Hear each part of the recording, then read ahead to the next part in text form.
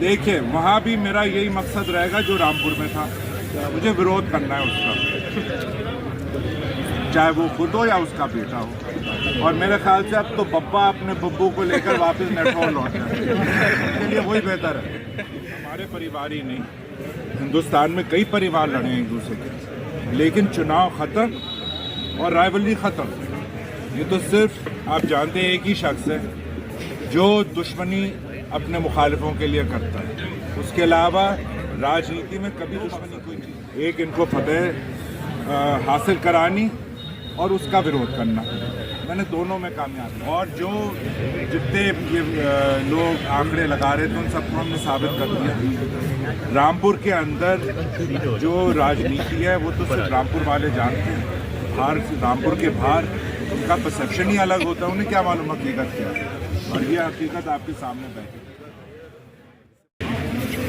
और जो जितने लोग आंकड़े लगा रहे थे उन सबको हमने साबित कर दिया। रामपुर के अंदर जो राजनीति है वो तो सिर्फ रामपुर वाले जानते हैं, बाहर रामपुर के बाहर उनका परसेप्शन ही अलग होता है। उन्हें क्या मालूम हकीकत क्या है, और ये हकीकत आपके सामने बैठी। इससे बड़ी बात क्या है? एक बार मौका ये था कि आप दोनों एक दूसरे के खिलाफ चुनाव लड़े थे, तो क्या मतलब नहीं ऐसा है। देखिए, हम ही नहीं, हमारे परिवार ही नहीं, हिंदुस्तान में कई परिवार लड़े हैं एक दूसरे के, लेकिन चुनाव ख़त्म और राइवलरी ख़त्म। ये तो सिर्फ आप जानते हैं एक ही शख्स है जो दुश्मनी अपने मुखालिफों के लिए करता है। उसके अलावा राजनीति में कभी दुश्मनी कोई चीज़ नहीं होती, और ये राजनीति का एक तौर तरीका है। कल जो दूर होता है वो आगे चल के पास आता है, जो पास होता है वो दूर चला जाता है। ये तो राजनीति में होता ही है। तो हमारे बीच स्वार से आज तक का जो जितना हमारी जर्नी थी, हमने कभी एक दूसरे से कभी दुश्मनी नहीं, मिलते रहे, सामाजिक कार्यक्रमों में मिलते रहे, सलाम दुआ रही। दुश्मनी क्यों करें? आपने आकाश चतुर्वेदी के जो साथ दिया उसके बाद जो है आपको खमियाजा भुगतना पड़ा कि अपनी पार्टी, मैं उसे खमियाजा समझता ही नहीं। मेरे लिए वो खमियाजा है नहीं। जो मैंने उस वक्त भी कहा था, जो मेरा मकसद है, उस मकसद में दुनिया की कोई ताकत मुझे कॉम्प्रोमाइज़ नहीं करा सकती।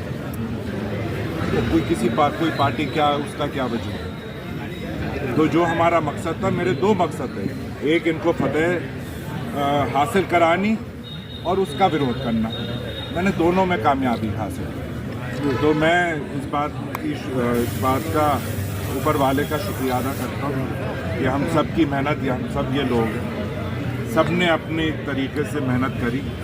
और सबसे ज़्यादा, और मैं ये उस वक्त भी कहता था आप लोगों से, पूरे रामपुर ज़िले में कोई ऐसा नेता नहीं है जिसके मैनेजमेंट स्किल्स अच्छे होते हैं। चुनाव लड़ना एक चीज़ है और चुनाव को मैनेज करना एक चीज़ है। और हनी जी से बेहतर वो किसी रामपुर ज़िले में किसी नेता के मैनेजमेंट स्किल्स मुझ समझ किसी के नहीं। तो ये सब इनका भी उतना बड़ा इनका कंट्रीब्यूशन रहा। और जब इनकी नीयत अच्छी है, जब ये रामपुर को कुछ देना चाहते हैं, तो ऊपर वाला भी इनकी मदद करता है, और वो करें। भैया आपने कहा 1 और 1 11 होते हैं, तो क्या ये 2024 में भी दिखेंगे? अरे आप 23 की तो बात करिए, स्वार में भी तो 1 और 1 11 होंगे, और चमरोली में भी होंगे, और 2 MLC के चुनाव जो आ रहे अभी आने वाले कुछ महीनों में, उसमें भी होंगे। 24 तो 23 के बाद आता है, तो पहले 23 की तो बात करिए। कांग्रेस से कुछ भी नहीं, स्वार का चुनाव लड़ेंगे आप? चुनाव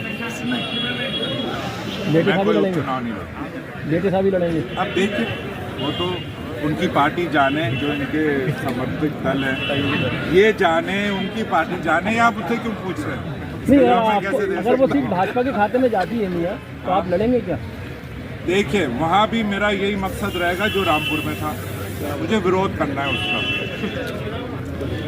चाहे वो खुद हो या उसका बेटा हो। और मेरे ख्याल से अब तो बब्बा अपने बब्बू को लेकर वापस मेट्रो लौट जाए, उसके लिए वही बेहतर है। हनी भाई, आप रामपुर को ढोक नगरी